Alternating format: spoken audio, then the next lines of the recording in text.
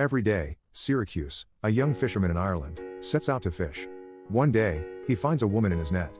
He saves her, and when she wakes up, he sees that she's not injured, but behaves strangely and refuses to go to the hospital. She doesn't remember her name, and Syracuse thinks she has lost her memory. What's your name? I don't know. Please. I don't need a hospital. He takes her to his late mother's home, offers her a sandwich, and suggests she stay there for a while. Syracuse has to visit his daughter, Annie, who now lives with his ex-wife, Maura, and today he needs to take her to the hospital. While waiting for the procedure, Syracuse tells Annie a story about a fisherman who caught a woman from the sea. Annie says she might be a selkie, a creature she learned about at school, who sometimes comes ashore until the sea calls them back. After Annie's procedure, Syracuse takes her back to her mother, where Maura is excited to show off the new, electric wheelchair. Annie proudly shows her father the chair, but her mother criticizes him for not discussing a kidney transplant for their daughter with a doctor. The next day, Syracuse meets a woman washing clothes in a stream, singing a song in a strange language. She asks to come with him, and he agrees. She introduces herself as Andine. You can call me Andine. What's it mean? Andine was the girl that came from the water. Syracuse's boat stops to catch lobsters, but all the baskets are empty. Andine starts singing a song that Syracuse has never heard before, and suddenly, the baskets are full of fish. She helps him pull them in and is surprised when he throws the small fish and leftovers back into the sea. However, she refuses to go with him to the market. He sells the lobsters to stunned buyers and buys a dress at the store. Later, he picks up Annie from school. On the way home, he continues the story about the fisherman and the woman from the sea. She sings to the fishes, and he catches them. A song in a language he has never heard. That's the way they communicate underwater. They don't speak, they sing. You sure you're not dreaming, Dad? She's a seal. She's not human. You're making it up. Yeah, for you. After taking Annie home, Syracuse returns, unaware that the curious girl is following him. He gives Andine some clothes and food. When Annie gets home and finds her talking to her father, How long are you staying? On you. Depends on me. You can stay forever. Forever. Happily ever after. Once upon a time. living with him happily ever after like in the fairy tale he created with Annie. After witnessing everything, Annie goes to the library and looks for books about selkies. Meanwhile, Syracuse goes to confession and admits he is an alcoholic, though he hasn't drunk in over 2 years. He is haunted by a dream about attending the funeral of his ex-wife's new husband, Alex, and later reconciling with Maura, who still struggles with alcohol. The priest advises him to see a therapist, but Syracuse mentions the confidentiality of confession and says that he pulled a woman out of the water, and now he's hiding her from everyone. The priest asks him to attend mass, as it's the only way to help him. The next day, Annie goes to her grandparents' house and sees Andine swimming. The girl bravely approaches and declares that she has known for a long time that the fisherman and selkie story isn't a fairy tale. Annie tells her about her illness and asks Andine to cure it. I've got kidney failure. Can you make me better? But Andine says she doesn't know magic. The girl asks many questions, and Andine likes her straightforwardness and vitality. And if we're not straightforward, there's no point in being friends. Does it feel better underwater? Definitely feels different. And I know. Taking terrors better underwater. You can stay for 7 years, and you cry 7 tears. Selkie women often find unexpected happiness. Andine shares that selkies can stay on land for a maximum of 7 years until they find happiness with a human. She suddenly changes the subject to her grandmother because her father still misses her. Annie prepares to go home and promises to come back to see Andine. Syracuse also goes to the library to borrow books about selkies but finds that Annie has already checked them all out. Meanwhile, Annie meets some neighborhood kids, who show off their bicycles, and she lets one girl play with her wheelchair before it runs out of battery and rolls into the water. The children leave Annie behind, and she has to go home alone, where she meets Alex. He recharges her battery and says that selkies were invented in his homeland, Scotland, but Annie insists that Andine speaks a different language. Syracuse finds Andine on a dock between the bays and invites her to return to his boat. He asks her to steer the helm, but when a patrol boat passes by, Andine hides and steers with her feet. Syracuse teases her that she's very good at steering with her feet. She starts singing when he pulls up the nets and discovers they're full of salmon, a type of fish his nets usually don't catch. Before they can enjoy their good fortune, Syracuse sees the patrol boat returning. The forest rangers notice the salmon and ask to see the nets he used to catch them. He shows them the regular nets, but they're completely dry, proving that he's telling the truth. However, they notice Andine hiding in the boat's cabin. She confirms that Syracuse caught the salmon with the regular nets, and they leave, relieved that the rangers believed their story and nothing happened when Andine was discovered. They go to the harbor to sell the fish. Syracuse offers to buy her a gift, and she requests another dress that she'll choose herself. On their way to the store, they meet Annie, who is very happy that their story isn't just a fairy tale. She helps Andine pick an outfit while the townspeople admire the beautiful girl through the shop window. Later, Annie goes to her grandparents' house, which looks cozy and lively thanks to Andine's work. Andine offers to teach the girl how to swim, and she agrees, as she will have a friend from the sea. Both play in the shallow water when Andine suddenly spots an object in the water and asks Annie to get onto the raft. She pulls out a bundle of items, which Annie calls selkie clothes.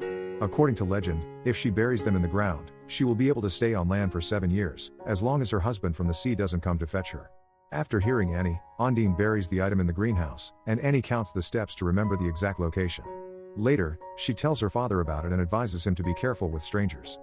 They sail to the local festival, and Andine denies Annie's request that she could make a wish, saying she is not a true selkie.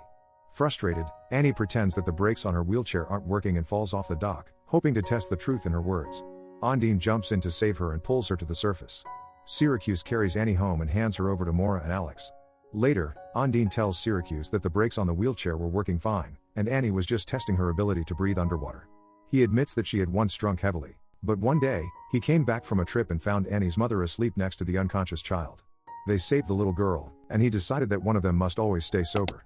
Maura tells Annie that a man with dark hair is looking for the fisherman's girlfriend, which causes Annie to have nightmares. Meanwhile, Syracuse and Andine grow closer.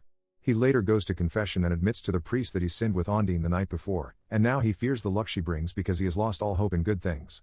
She brings me luck, and I don't know why. I'm beginning to hope. I'm afraid, Father. I know something's going to happen, something wonderful or terrible. That's my secret. After their conversation, the fisherman steps outside and meets a strange man who begins asking about Andine. Syracuse ignores him and walks away. That day, he takes Annie for her dialysis as usual, but when they return home, no one is there.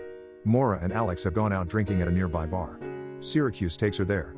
Finally, when they get home, he finds the door broken, and Andine is nowhere to be found. Syracuse searches along the coast and eventually finds her hiding. Remember the bit about Selkie man? The husband. Well, he's here. And he's taking her back. Yes.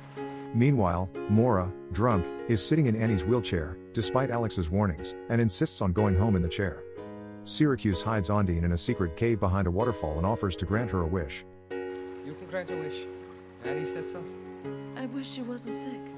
I wish you'd stay. That's 2 wishes. One for you, and one for me. Meanwhile, the man searching for Andine drives around the town and gets into a car accident, colliding with a car driven by Maura, who is drunk. Alex is thrown out of the car through the windshield. Annie manages to buckle her seatbelt but is still injured. Syracuse and Andine, passing by, recognize the car. Syracuse shouts and rushes to the medics as they take Annie on a stretcher to the hospital. Later, they find the little girl in the hospital and learn she is undergoing an immediate kidney transplant from Alex, who fortunately has a matching blood type. Meanwhile, the strange man meets Andine in the hallway. You speak their language now. The sea spit you out. You don't belong here. Don't you? So, go home. The next morning, Annie wakes up and immediately asks where Andine is.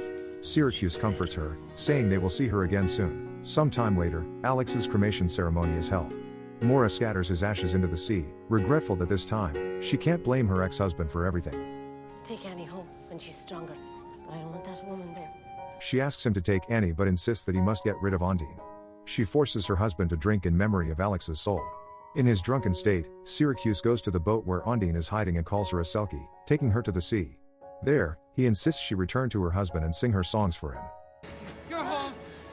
You'll be safe there. Who will I sing it to? To me. I'll be sober in the morning. You can sing to me then. She's maybe you out dead, and I fished you back to life. Yes! Will that haunt me? Huh? Will that haunt me? He brings her to the foot of the lighthouse and continues to insist that she must leave. Oh, so you're safe here. How's Annie? She's fine. She's safe too. I got another bottle on the boat. He leaves her there and prepares to leave, believing that life is not a fairy tale. Humans and selkies cannot be together. Andine begs for a chance to say goodbye to Annie, I have to say goodbye! but he leaves when the sun sets.